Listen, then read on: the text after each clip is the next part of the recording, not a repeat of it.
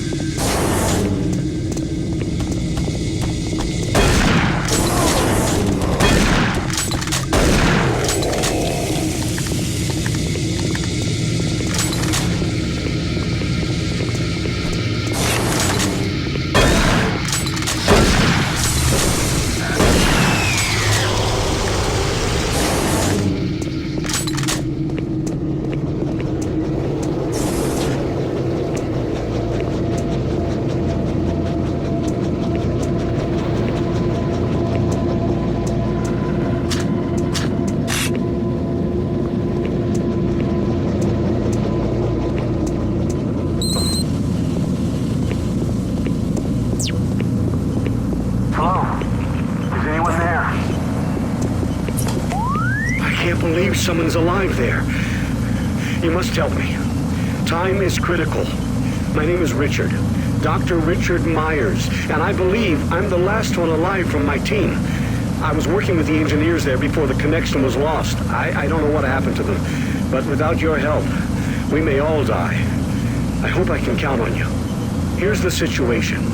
We were conducting bi-dimensional tests before the attack, and I've lost control of the communication relays.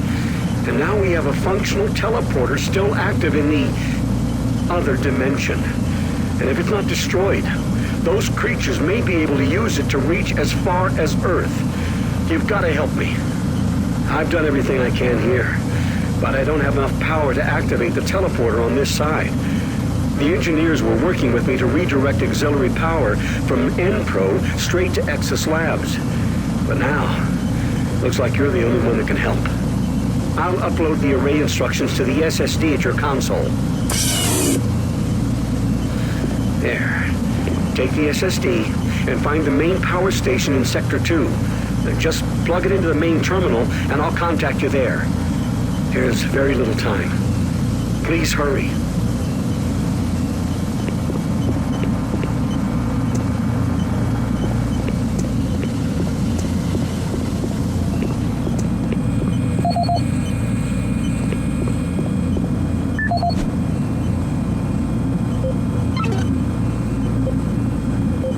This is the audio log of Chief Alan Rhodes, October 12, 2145. Well, we made significant progress with the field coupler this week. If my calculations are correct, this should provide a considerable boost to the converter's output. I just wish Myers wasn't so damn pushy about this project of his. Well, to be fair, it's actually Betruger's project. Myers is just trying to follow orders and do his job. Anyhow, what we are doing is extremely complex and requires us to be firing on all cylinders. Expanding all of the transference data from Delta has been a very difficult process. What he is proposing requires the full use of a single grid array. I'm just glad we have the entire auxiliary unit to work with. My hope is, within the next few weeks, we will be able to prime the main array in parallel and have the auxiliary working at sufficient capacity for the folks over in Exis Labs. And I think that's all I've got for now. Alan Rhodes signing off. Chief Alan Rhodes, November 15th, 2145. The situation here in Sector 1. After getting the auxiliary synced with the main array, we experienced a huge power surge. And the output readings are normal, which leads me to conclude that it's not the auxiliary core. Sounds like a problem with the main array. Regardless, I started hearing screams and gunfire over one of the channels just before our communications went down. Well, we have been trying desperately to get in touch with Myers over in Exis to see what he knows. Several of my technicians have not reported back yet, and my senior technician described a bloodbath near a coolant transfer zone. Following that transmission, his radio went dead, and I've not heard. Other technicians reported seeing strange creatures appearing out of thin air, and none of them have reported back yet. The rest of my team and myself, we just barricaded ourselves into a control room here in Sector 1, and we will continue trying to get communications working, but I don't know how much longer we can stay here. I'll update soon. That's Chief Rhodes signing off.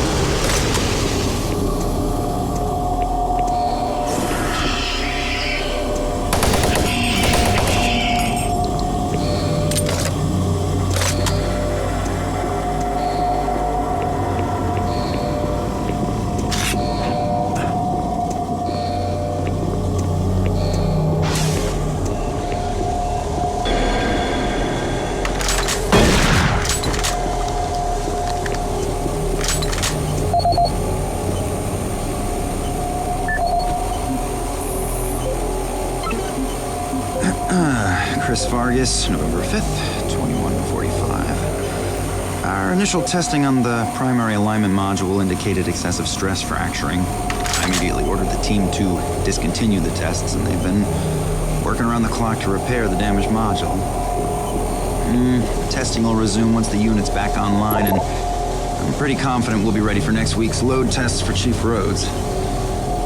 I have also been asked to help Rhodes with the number crunching going on with the transfer data, which I hope to be finished with soon, provided interruptions are at a minimum.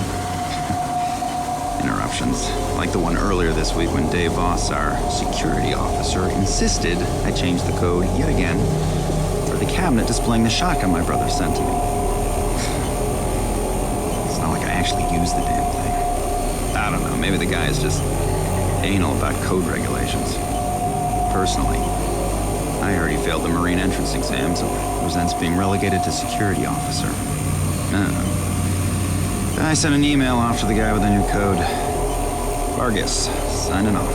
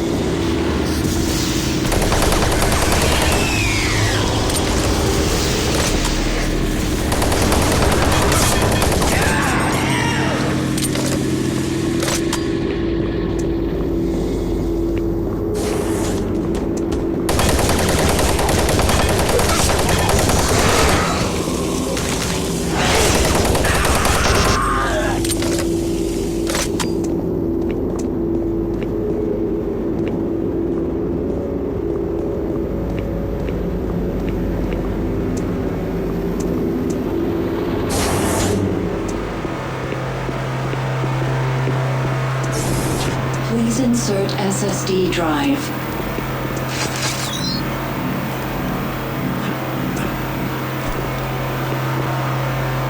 Please insert SSD drive. Drive accepted. Stand by. Excellent work, Marine. I'm getting a link to the SSD drive. The computer's showing that the auxiliary power unit isn't coming online. And it looks like you'll need to prime the flow systems. If you haven't already found one, there should be an ionized plasma levitator nearby. Some of the techs call it a grabber gun. Don't worry, this is a common problem with these systems. You should be able to extract plasma from a working conduit and force it into the non-working one. That should be sufficient to prime the unit. One moment. I'll open the shielding. There. The shield should be open.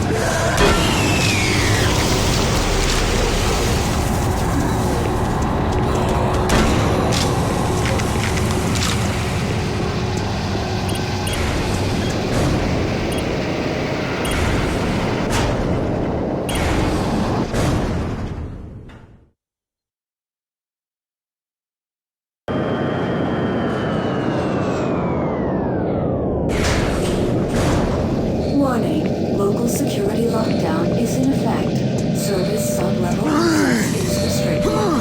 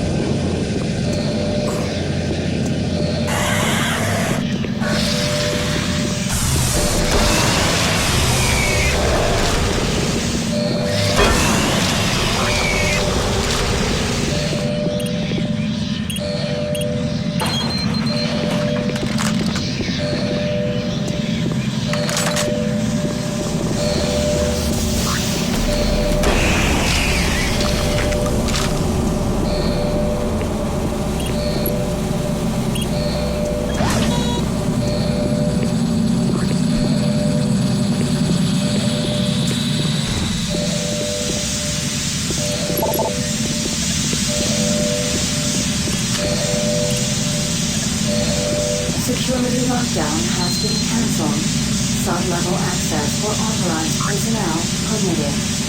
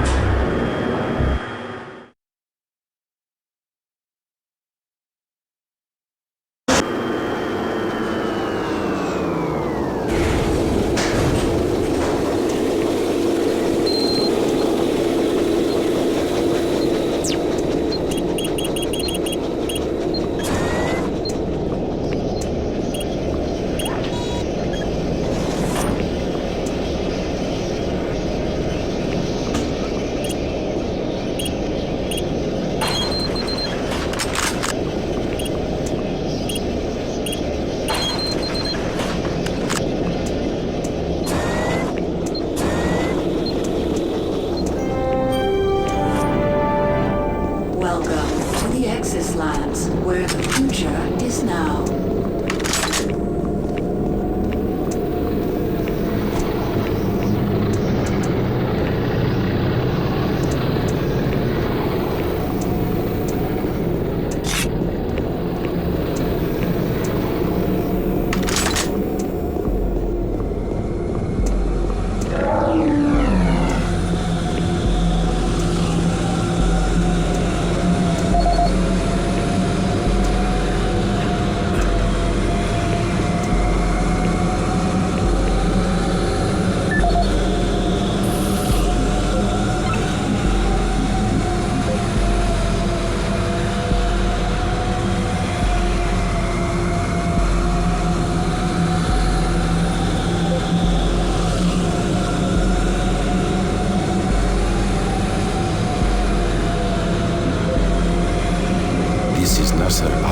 Security Chief of the Exis Labs facility. Log entry November 3, 2145. We are seeing an increasing level of random and unexplained violence in Exis Labs. The first incident occurred on October 14, 2145 at the Exis service tunnel. One of the construction workers, Bill Sanders, was offloading a shipment of steel supports. When the procurement manager stopped him, in the heated conversation that followed, Sanders grabbed a nearby pickaxe and lunged at the manager.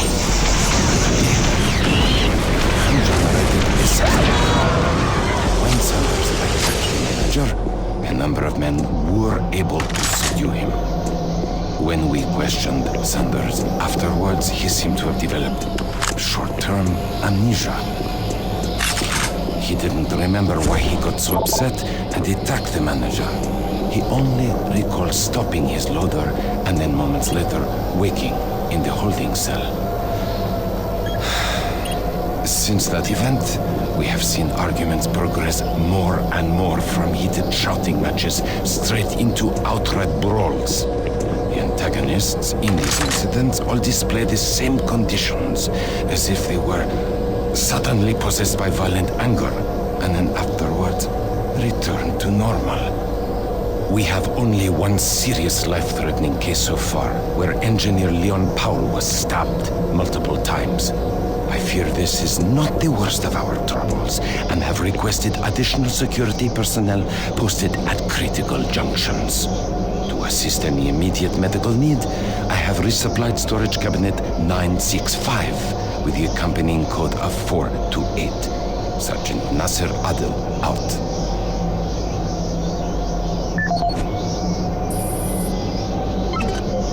Nasser Adil, personal log dated November 12th, 2145.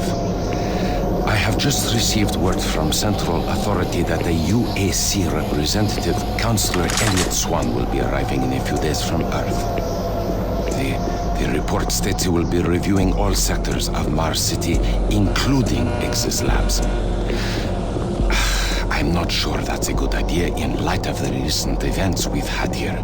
The violent assaults that seem to plague Exis Labs have caused the civilian staff to be pretty wary of one another. And now, to top it all off, missing weapons. The cabinets in the security checkpoints were fully stocked 2 days ago, and now half the weapons are gone. I don't know how this situation occurred, but my Marines swear no one has access to the cabinets except for them. I've ruled out those assigned to me and other security personnel, but I can't figure out who else has those codes. To sum up, this is a bad situation, turning worse every day. My recent request for more manpower in Exis Labs was denied.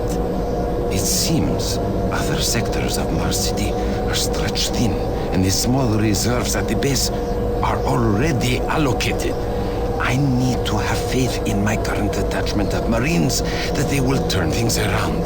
I'll talk to Central again and see if Councillor Swan can bypass Exis. The last thing I want is some staff worker with a sudden episode of dementia murdering a VIP. I'm having enough problems trying to keep everyone here from killing each other.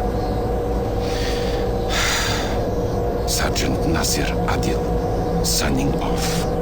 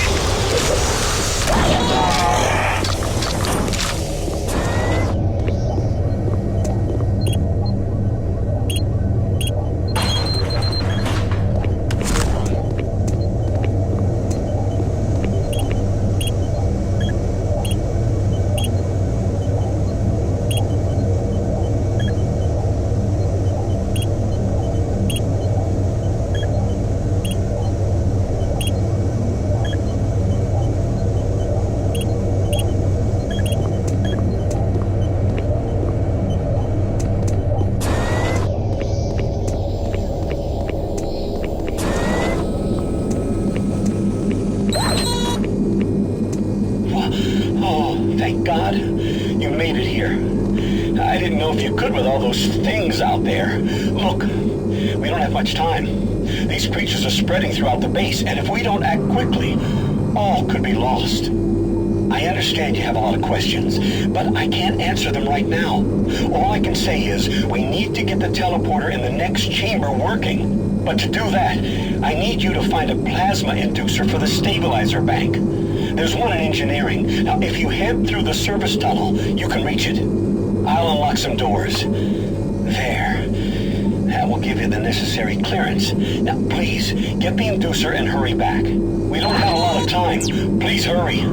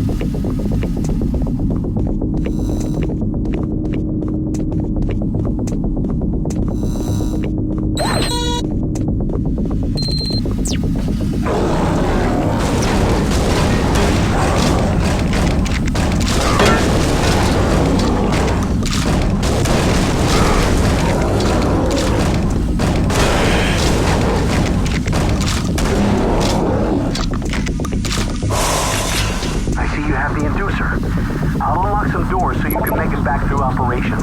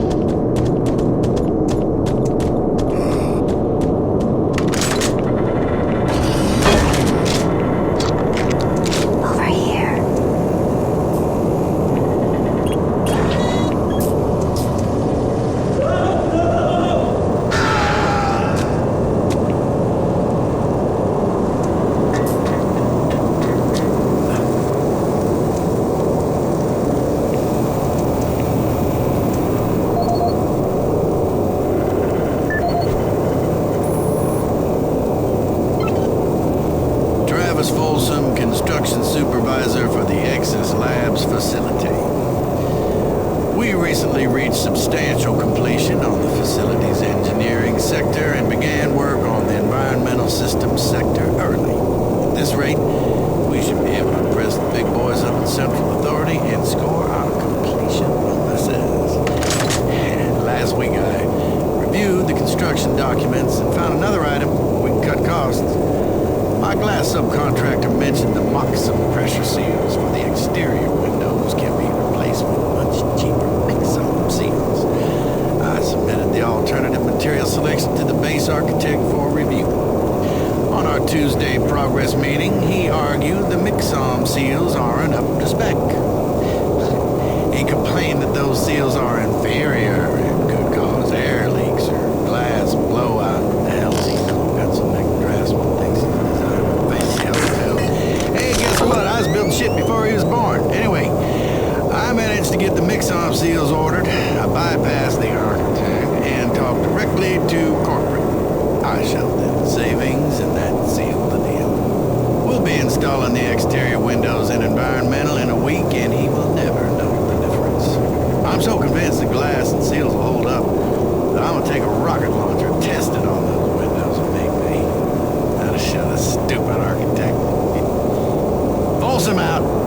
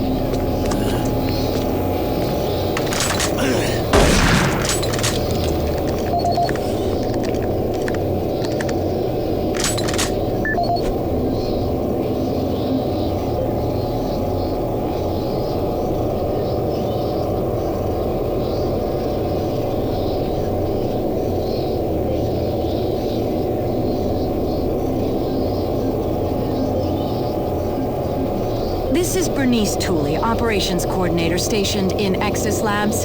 I would like to file my third formal complaint to Central Authority about the problems with the work environment here in Exis. It has become increasingly difficult to be productive while construction is going on throughout the facility. The construction workers are rude, lack common courtesies, and are overtly sexist. They use our office space as an unauthorized shortcut and track dirt and debris as a result. In addition to their mess, they insist on drilling and hammering during our core staff hours. Some of them have repeatedly made inappropriate comments that clearly fall under sexual harassment. When I approached the construction supervisor to remedy the situation, he told me in no uncertain terms to mind my own business. Actually, his exact words were, "Don't worry your pretty little head about it." We are already on edge with the unexplained events occurring around the facility, and to add this insult to our tight schedule is too much to bear. If I cannot persuade Central Authority to take this complaint seriously, I'd like to remind them of Section 20, Paragraph 9 of UAC's Facility Regulations Code. It clearly states our employee rights, and we do not need this nonsense. I suggest you reprimand the individuals responsible and take adequate measures to ensure it doesn't happen again. Do not make me log additional complaints. Bernice Tooley, signing off. I hope this thing is working. Something is happening here, and no one knows what's going on. The power is going crazy. We can't communicate with Central Administration, and I've heard something like screams. I don't know. It was so disturbing. Okay, my assistant left me, and I'm all alone here. Okay, I'm gonna try to get the network working, but the systems are acting just crazy. I don't know what to do. I think what was that? Oh God. No!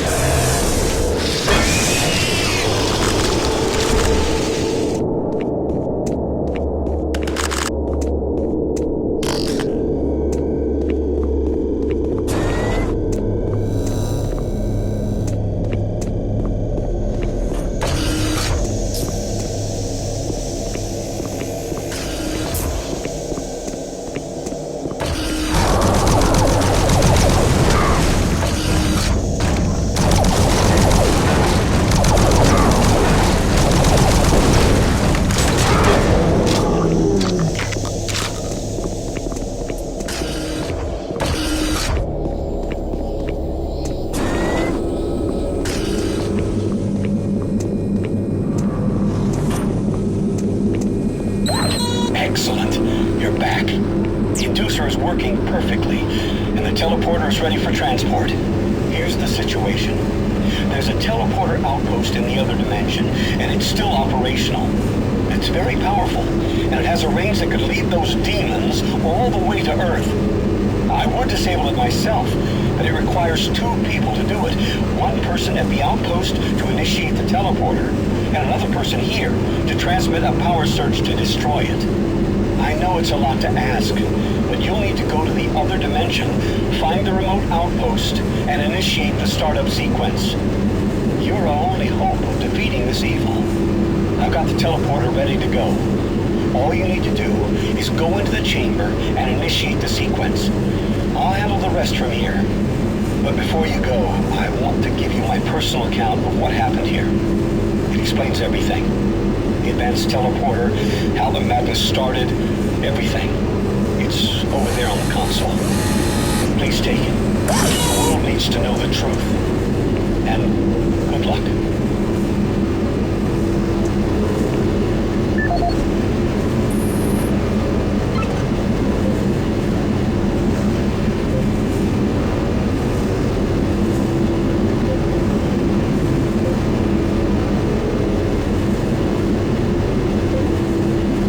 Dr. Richard Myers. I'm a research specialist stationed at Exis Labs. I don't know who'll be hearing this. Decontamination process started. Decontamination complete. My name is Dr. Richard Myers, and I'm a research specialist stationed at Exis Labs. I don't know who'll be hearing this, but I wanted to alert someone of the disaster at Mars City. What has been unleashed across this base is an unimaginable evil, and we only have a slight chance of stopping it. The research I participated in was the next step in teleportation. To give context to my research, back in 2115, UAC researchers discovered an ancient Martian civilization. At the Urbis dig site, they found a Martian teleportation device. It was non-functional, and all attempts to start it proved fruitless. It took many years, but the researchers managed to learn enough from the device and other wall carvings to reverse engineer it.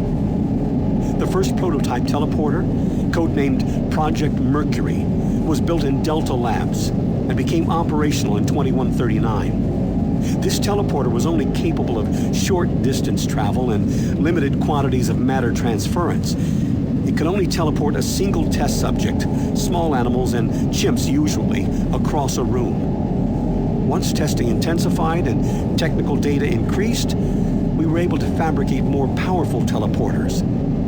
In Delta Labs Sector 3, Project Gemini managed to increase teleportation across greater distances. In addition to the increased range, we found we could begin transporting human-sized subjects. It was during this stage we began to see the effects of opening up these portals to that strange dimension. Our scientific curiosity overruled the obvious warnings, and under Dr. Malcolm Betruger's direction, we continued experimenting. On Project Apollo, the engineers developed a room-sized teleporter in Delta Lab Sector 4. It was capable of teleporting a small-sized team to destinations on this new dimensional plane. The expedition teams began exploring and setting up small research outposts. We could only teleport small equipment with the Delta 4 teleporter, and this condition frustrated Dr. Betruger. Soon after the success of Project Apollo, plans were drawn and work executed on a new facility, Exis Labs. At Exis Labs, the goal was to create a large teleporter, similar in scale to the one at Urbis. It would be powerful enough to transport large equipment, even dropships, and eventually shorten interstellar travel. Betruger was so impatient on seeing results from this research, he had the engineers start work on the teleporter once the facility reached 75% completion. We had expedition teams set up a teleporter outpost in the other dimension to link up with Exis. It was at this time I began investigating the strange stories I heard over at Delta Labs.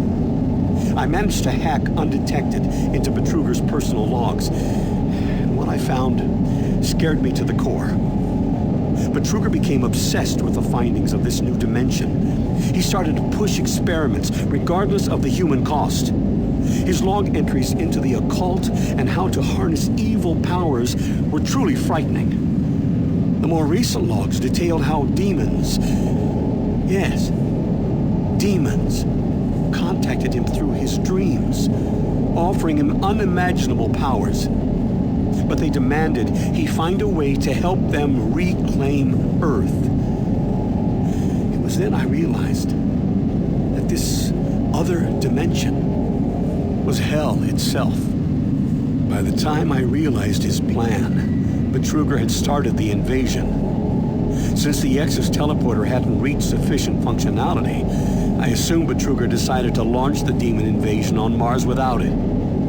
However, the Hell Outpost teleporter is operationally ready, and it's only a matter of time before Betruger decides to use it. I'm going to try to reach Chief Engineer Rhodes in the Enpro facility to divert enough power to Exis, and with a little luck, create a big enough power surge to destroy it from here. I can only pray God will forgive me for my part in all this, and help me make things right.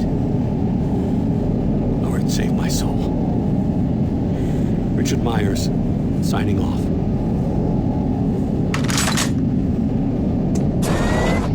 I have the teleporter sequence already configured. Just activate the main console. When you reach the outpost, I'll be able to communicate with you. Good luck.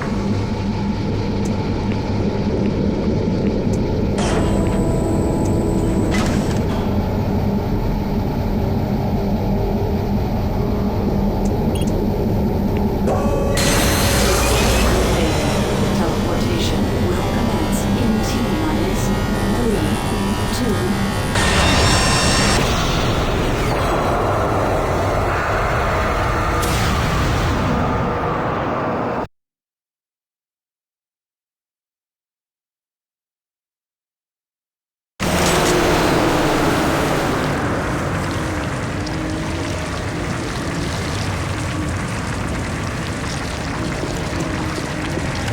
I'm detecting a faint signal from your location.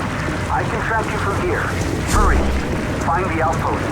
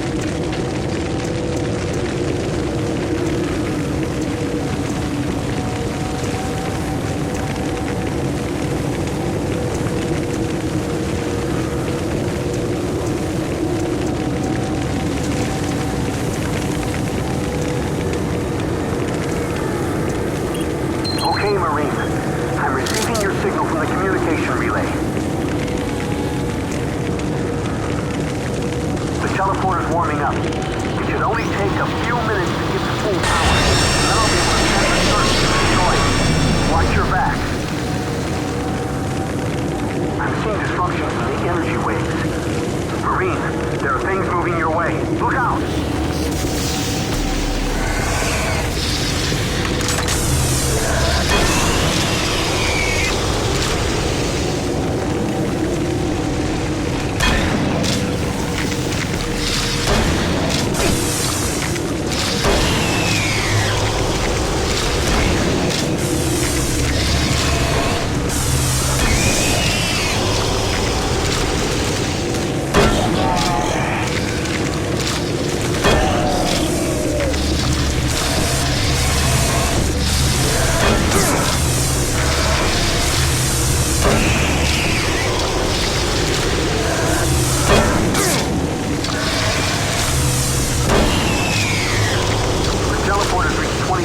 Capacity. We should be full. There's a redox modulation point. It might cause a transference wave. Transference wave? Oh no. I've lost control of the modulation.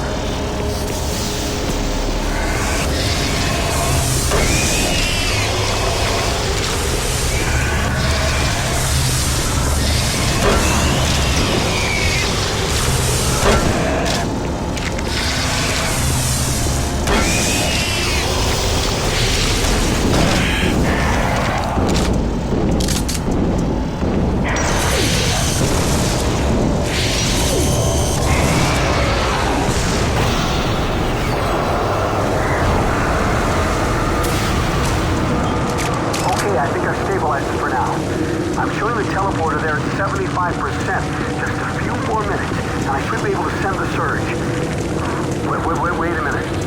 I'm reading something in an incoming transference wave. Marine, something big is headed your way.